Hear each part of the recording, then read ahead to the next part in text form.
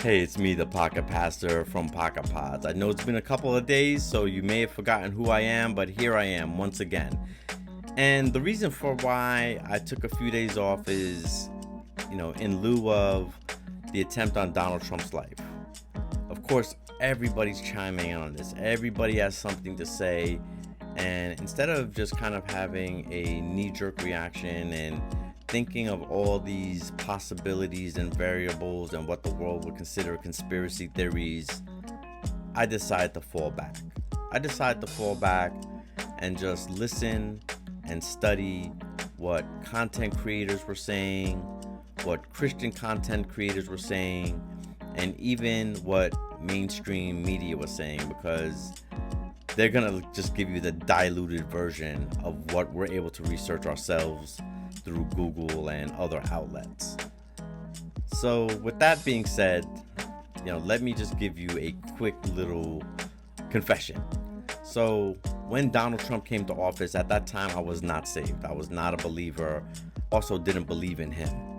As I got saved, as I started seeing things, reveal themselves, as my eyes started opening, as Jesus started softening my heart as I pressed more into him, it helped me to see things from a different point of view.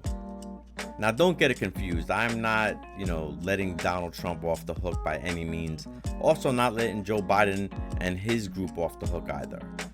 For those that are curious, I'm not Republican or Democrat. I'm independent, which is the way it should be. We should be able to vote who's best for the job, not based off which party you represent.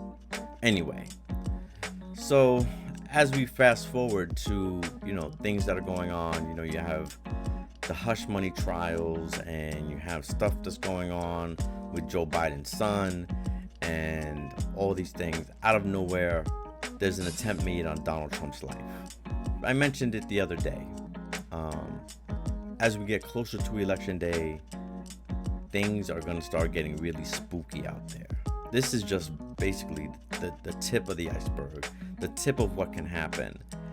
And what I also mentioned was that the attack on Donald Trump was not just an attack on him personally, but this is an attack on the fiber of what America is. Like literally, this was a terrorist type of attack.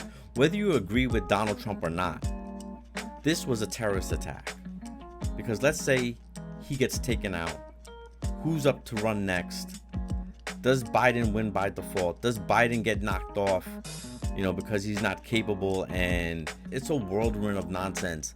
And I don't really get into politics too much because these are things that are way out of my control.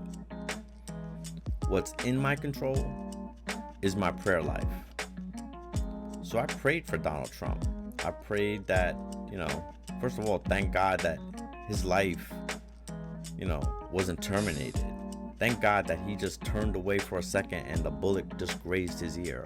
I'm thanking God that, something that is that tragic, a brush with death, that it may bring Donald Trump around to fully committing his life to God and surrendering to Jesus Christ as his Lord and Savior. I'm not trying to judge him because only he knows, his relationship with God, but if he wants to really separate himself from the world, proclaim Jesus as your Lord and Savior. Give him thanks. Say he's my Lord and Savior over everything. To see his transformation on the big stage, if you will, to see him like literally go from the Donald Trump that the world knows to the Donald Trump that God created. Just the thought of it alone, that's why I chuckle, is mind-blowing.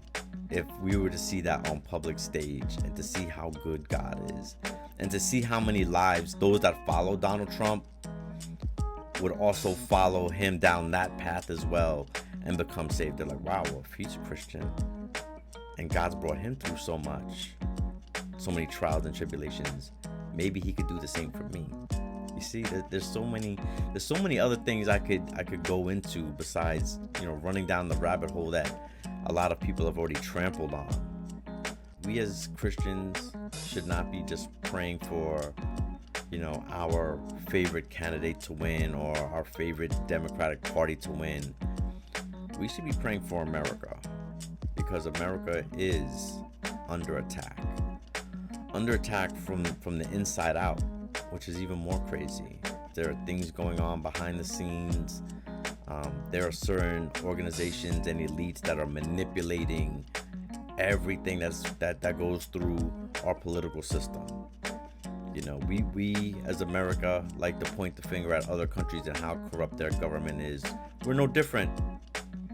I'm sorry to say it, and that doesn't mean that I hate America. It just means that I'm honest. I love America, but before all that, I'm a child of God. I am a citizen of heaven, above all things. Hope this wasn't too much of a rant and a ramble. I hope it all makes sense. And as always, may God bless you. May God bless you all.